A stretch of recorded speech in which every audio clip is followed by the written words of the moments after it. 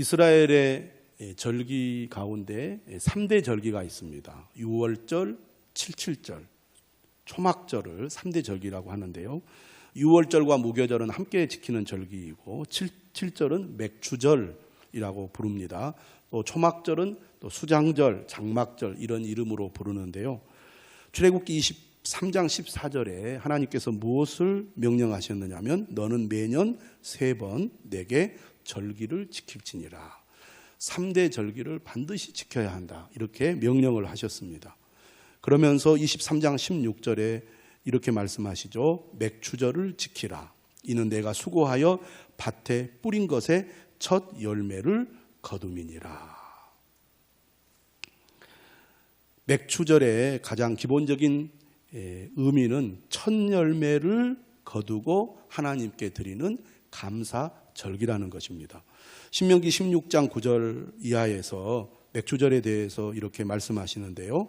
7주를 셀지니 곡식에 낫을 대는 첫날부터 7주를 세어 내 하나님 여호와 앞에 77절을 지키되 내 하나님 여호와께서 내게 복을 주신 대로 내 힘을 헤아려 자원하는 예물을 드리고 너와 내 자녀와 노비와 내 성중에 있는 레위인과 및 너희 중에 있는 객과 과와 과부와 함께 내 하나님 여호와께서 자기의 이름을 두시려고 택하신 곳에서 내 하나님 여호와 앞에서 즐거워할 지니라. 너는 애굽에서 종되었던 것을 기억하고 이 규례를 지켜 행할 지니라.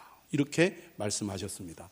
자, 우리가 맥추 감사절을 지킨다고 할 때 이런 질문을 할 수 있습니다. 이 절기는 구약 시대에 하나님께서 이스라엘 백성들에게 주신 절기인데 우리가 꼭 지켜야 합니까? 여러분 이런 생각하실 수 있겠죠. 두 번째는 이 절기는 농경 시대에 주신 하나님의 명령인데 오늘 우리가 농경 사회도 아니고 직장 생활을 하고 일상 생활을 늘 하면서 살아가는데 이렇게 꼭 맥추 감사절을 지켜야 합니까? 이렇게 반문하는 분들도 있습니다. 여러분은 어떻게 생각하십니까? 맥추 감사절을 지키라고 하니까 지켜야지 아무 생각 없이 감사절을 지키는 분들도 있겠고 꼭 지켜야 되나 이런 좀 의문을 가지고 어쩔 수 없이 절기를 지키는 분들도 있을 것입니다. 그런데 저는 이런 질문을 다시 한번 드리고 싶습니다. 여러분, 남녀가 서로 사랑을 하게 되면 서로에 대해서 잘해주고 싶은 마음이 생깁니다. 그러니까 너무 사랑하면 자발적으로 상대방을 위해서 무언가 기념일을 만들어 가지고 축하해주고 싶고 선물을 해주고 싶어 합니다. 여러분들은 안 해보셨을지 모르겠지만 그런 얘기를 많이 들어보셨을 거예요. 만난 지 100일 되면 100일 기념, 1년 되면 1년 기념, 여러 가지 보통 사람들이 생각하지 못하는 기념일을 만들어 가지고 축하를 해줍니다. 선물을 줍니다. 왜 그렇게 할까요? 사랑하니까. 나에게 너무 소중한 존재이니까. 없는 것도 만들어 가지고 기념일을 챙기죠. 또 대부분의 사람들은 부모님에 대한 고마운 마음 또 공경하는 마음이 있기 때문에 다른 것은 몰라도 부모님의 생일에는 꼭 찾아뵈어서 축하해드리고 감사의 마음을 표합니다. 또 돌아가신 부모님 같으면 어떻겠습니까? 기일을 기억하여 다른 날은 몰라도 기일에는 꼭 모여서 부모님의 그 고마운 마음을 다시 한번 추모하게 됩니다. 사랑의 마음에서 출발을 한다는 것이죠. 기본적으로. 그러니까 절기를 왜 지켜야 합니까? 매주 드리는 예배가 감사의 예배인데 그걸로 충분하지 않습니까? 그럴 수도 있겠죠. 그러나 진정으로 우리가 사랑하는 마음을 가지면 자발적으로 더 자원하여 하나님께 감사하는 마음을 표현하는 것이 어떻게 보면 믿음의 사람에게는 자연스러운 것이라고 할 수가 있을 것입니다. 왜 감사절을 지켜야 할까요? 저는 크게 두 가지를 말씀드리고 싶은데 감사절을 지키는 목적이 있습니다. 첫째는 뭐냐면 바로 기억입니다. 기억. 우리가 늘 잘 잊어버리잖아요. 왜 나라의 뭐 명절이 있고 또 뭐 국경일이 있고 또 가정마다 기념일이 있습니까?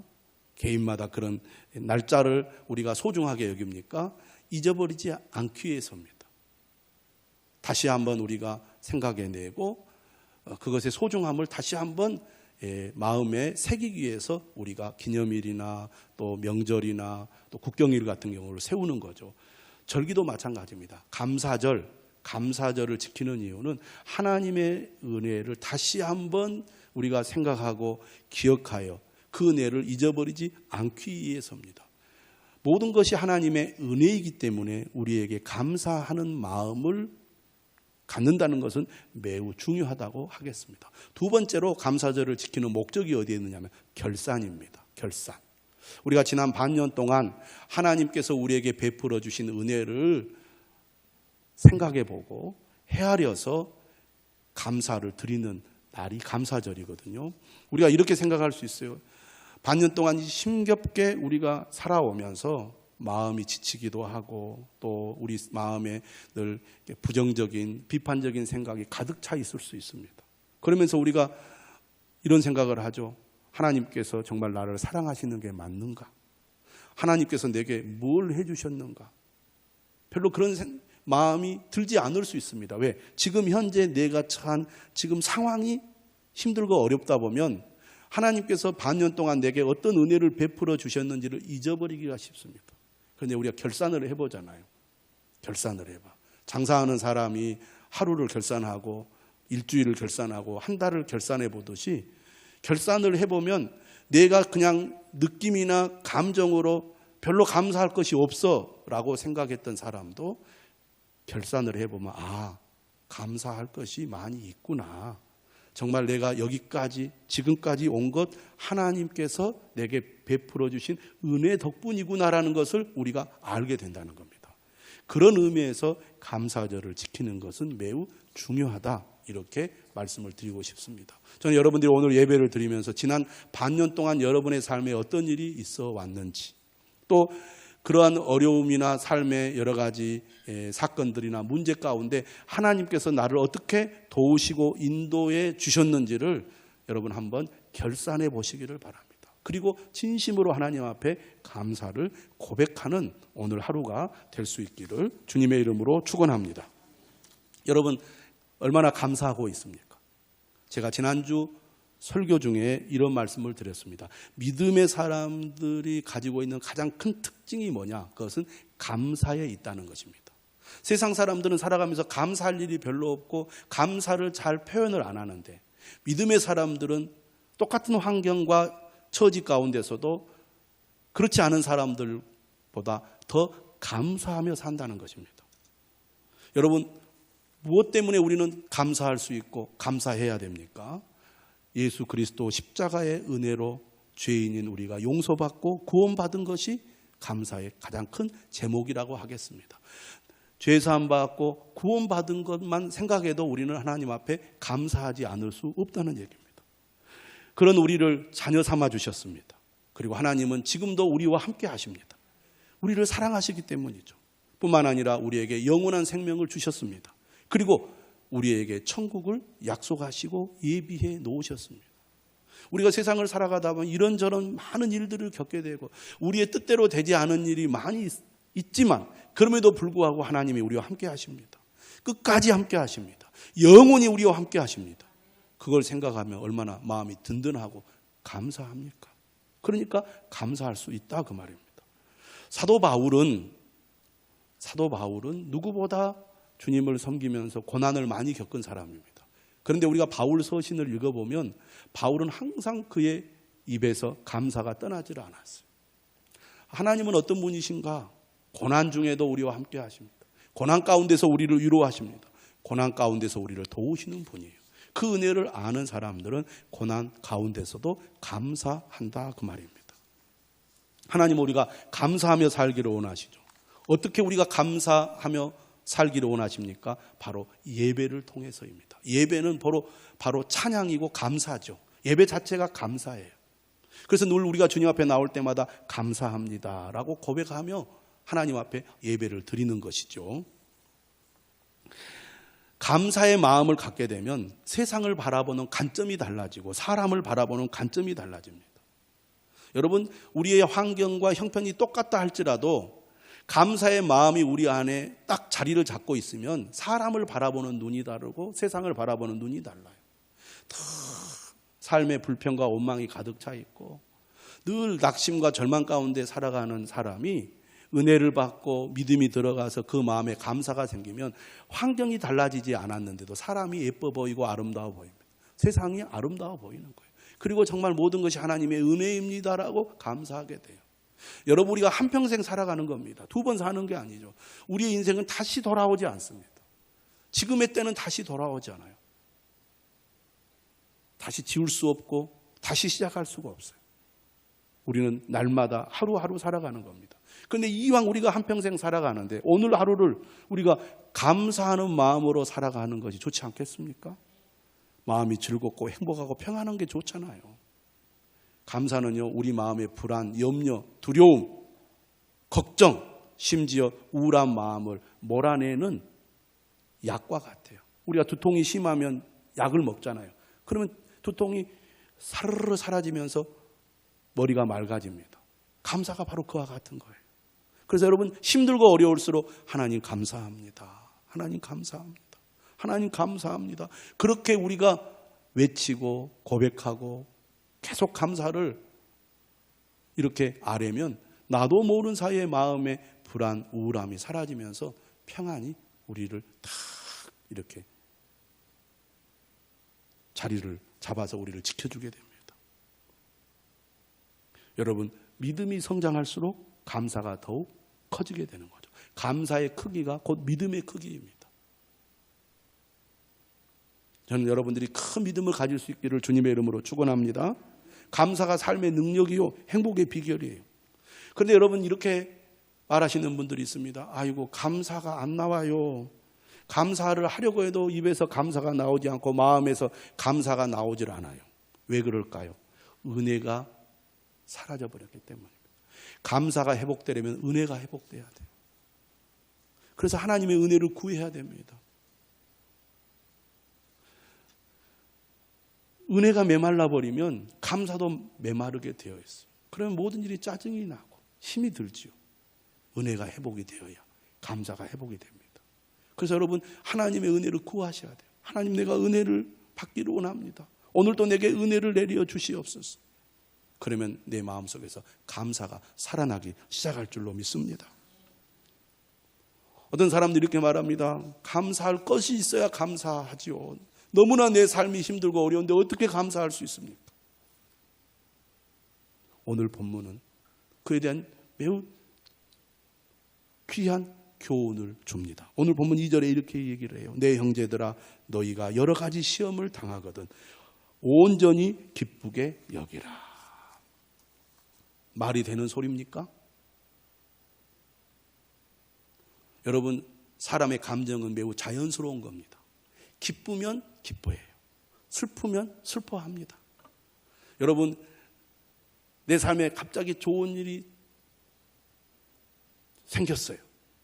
그러면요, 그걸 숨기기가 어렵습니다. 막 입에서 막 웃음소리가 나고 입꼬리가 올라가는 거예요. 무슨 좋은 일 있어요? 아니요. 좋은 일이 뭐가 있겠어요? 그런데 표정은 숨기지를 못해요. 신이 나가지고. 그게 사람의 자연스러운 감정. 너무나 고통스럽고 슬프면 눈물이 나고 통곡이 나는 게 그게 인간의 감정이다, 그 말이에요. 그런데 오늘 보면 뭐라고 말합니까? 너희가 여러 가지 시험을 당하거든 온전히 기쁘게 여기라. 온전히 기쁘게 여기라는 것은 그냥 조금만 기뻐하라는 말이 아니에요. 많이 기뻐하라는 겁니다. 진심으로 기뻐하라는 거예요. 그게 가능한 일이냐, 그 말입니다. 여러분, 사람이요, 살아가다가 한 가지 걱정거리, 문제나 어려움이 생기면요, 금방 내 마음이 어두워져 버립니다. 즐겁고 행복하고 기쁘다가도 문제가 생기면 그 순간 내 마음은 180도 변한 거예요. 너무 괴로워요. 한 가지만 내게 어려움이 찾아와도 견디기 힘든 게 우리 인간의 마음이에요. 그런데 그것이 연달아 온다고 생각을 해보세요. 죽을 것 같아요. 그런데 동시에 여러 가지가 계속 찾아온다고 생각해 보세요. 미칠 것 같을 거예요.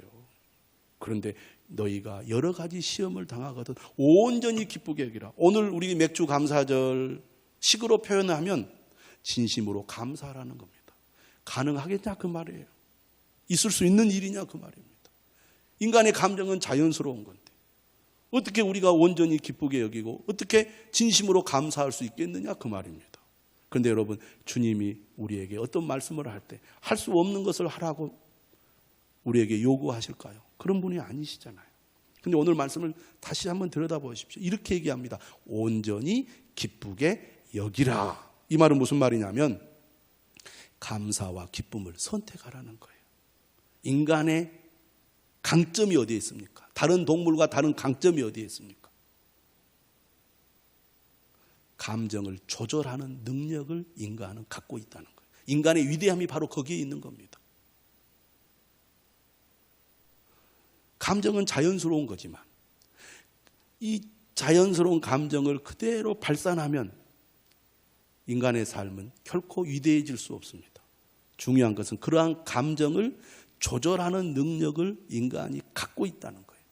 그래서 온전히 기쁘게 여기라 이 말은 무슨 얘기냐면 감사를 선택하라.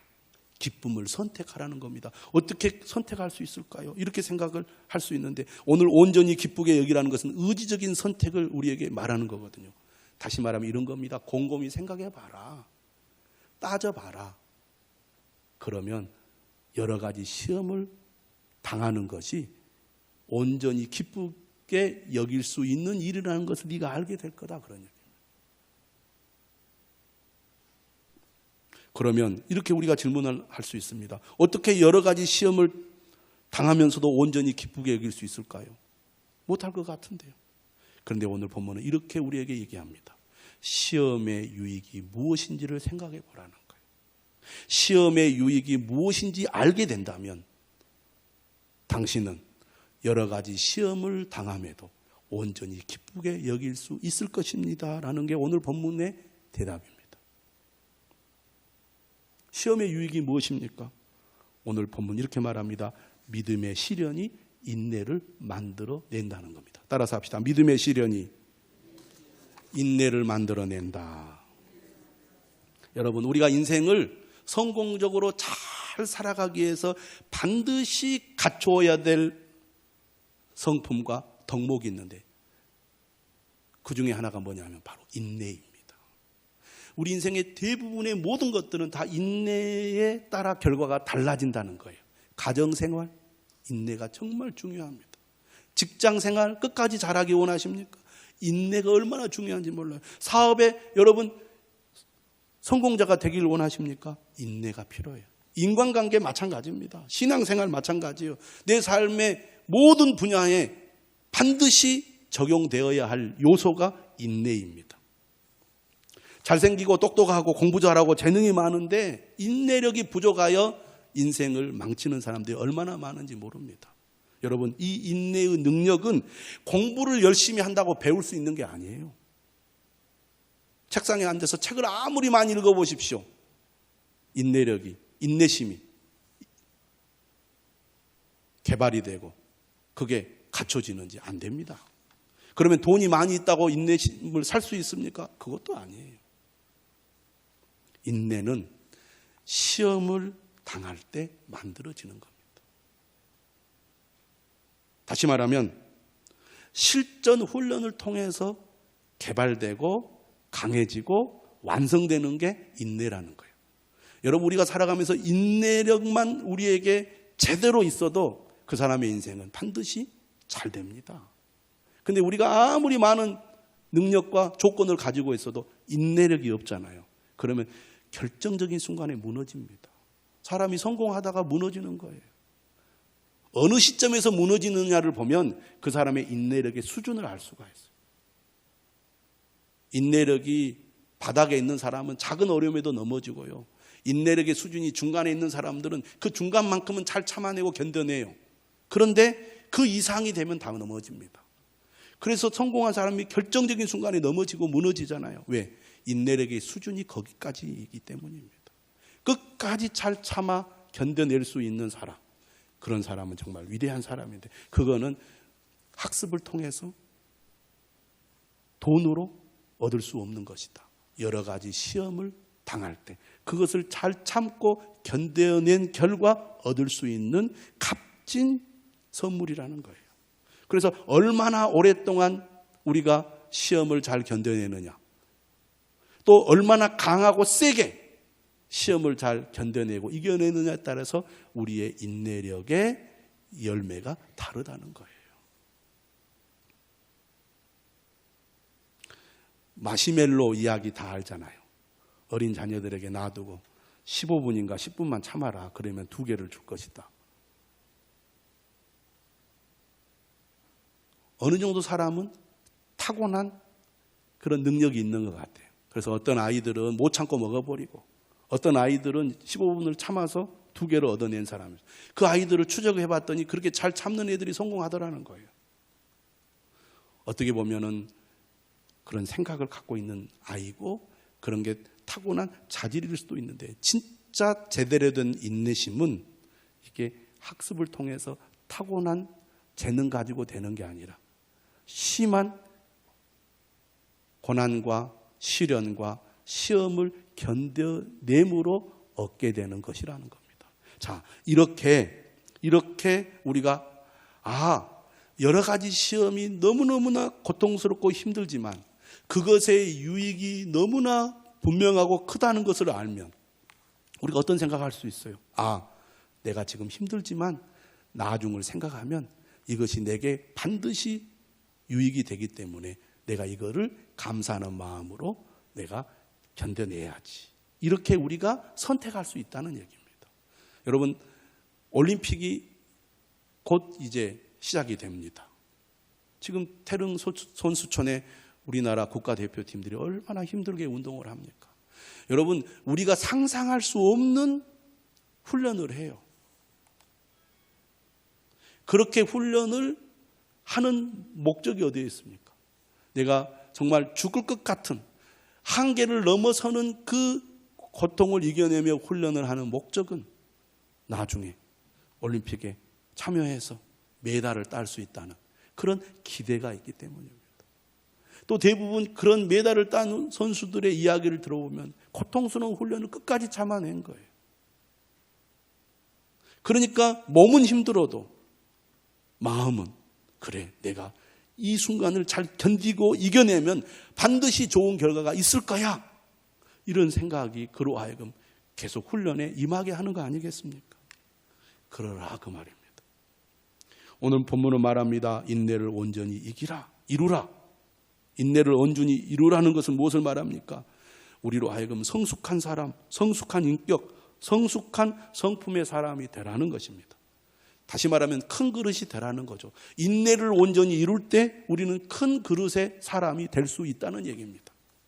이는 너희로 온전하고 구비하여 조금도 부족함이 없게 하려 함이라. 여러분, 그릇이 클수록 많은 것을 담을 수 있습니다. 사람은 다 똑같아요. 똑같은 시간을 씁니다. 똑같은 조건이 알고 보면 큰 차이가 없다고 말입니다. 그런데도 다 달라요. 영향력이 다 다릅니다. 발휘하는 힘이 다 달라요. 그릇이 클수록 사람이 발휘하는 능력과 영향력이 다르다 그 말입니다. 인내를 온전히 이룰 때 성숙한 사람이 되어 하나님께 쓰임받게 된다는 것을 믿으시기를 바랍니다. 그러므로 우리가 여러 가지 시험을 당하고 있다고 해서 감사할 수 없는 것이 아니라는 것입니다. 오히려 여러 가지 시험을 당하고 있음에도 불구하고 그것이 우리에게 감사의 제목이 될 수 있다고 한다면 우리가 어찌 하나님 앞에 감사할 것이 없겠습니까? 사랑하는 여러분, 우리 모두 하나님께 감사하는 사람 되시기를 바랍니다. 감사의 크기가 믿음의 크기예요. 여러분, 풍족하고 만족스러운 조건 속에서 사는 사람이 얼마나 있을까요? 많지 않을 것입니다. 그런데 부족과 결핍이 많은 현실 속에서 우리가 진정으로 감사할 수 있을까요? 오늘 본문은 감사할 수 있다고 말합니다.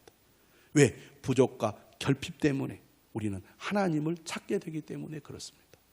아까 영상 보셨죠? 연탄길의 저자. 고통 가운데서 하나님을 찾았습니다. 믿음이 회복됐어요. 그 은혜보다 큰 은혜가 더 어디 있겠습니까? 여러분, 진짜 복은 넘침과 풍성이 아닙니다. 진짜 복은 하나님과 함께하는 삶이 진짜 복이라는 것을 믿으시기를 바랍니다. 하나님을 믿는 것이 복이고 하나님을 가까이 하는 것이 복이고 하나님과 동행하는 삶이 복이에요. 부족한 것이 많은 것 때문에 내 삶이 불행하다고 생각하지 마십시오. 오히려 하나님을 찾을 수 있는 마음 주심에 감사하시기 바랍니다. 5절에 말하잖아요. 너희 중에 누구든지 지혜가 부족하거든 모든 사람에게 후히 주시고 꾸짖지 아니하시는 하나님께 구하라. 그리하면 주시리라. 부족한 것이 없는 사람은 하나님을 찾지도 않고 하나님께 구하지도 않습니다. 그런 사람은 하나님이 어떤 분인지 경험할 수도 없어요. 하지만 부족한 것이 많아 하나님을 찾고 구하는 사람은 하나님이 어떤 분인지 실제로 경험하게 됩니다. 하나님과 친밀한 교제야말로 진정한 복이 아니겠습니까? 하나님은 어떤 분이세요? 후히 주시고 꾸짖지 아니하시는 분입니다. 얼마나 든든한 말씀입니까? 얼마나 감사한 일입니까? 사랑하는 여러분, 믿음의 사람은 많은 시련 가운데서도 삶의 결핍 가운데서도 감사할 줄 아는 사람입니다. 다시 한번 맥주 감사절을 맞이하여 감사를 회복하시기를 바랍니다. 감사를 외치시기를 바랍니다. 하반기에도 하나님께서 감사의 제목들을 우리에게 늘 주실 줄로 믿습니다. 감사야말로 능력 있는 삶의 비결이고 행복한 삶의 길입니다.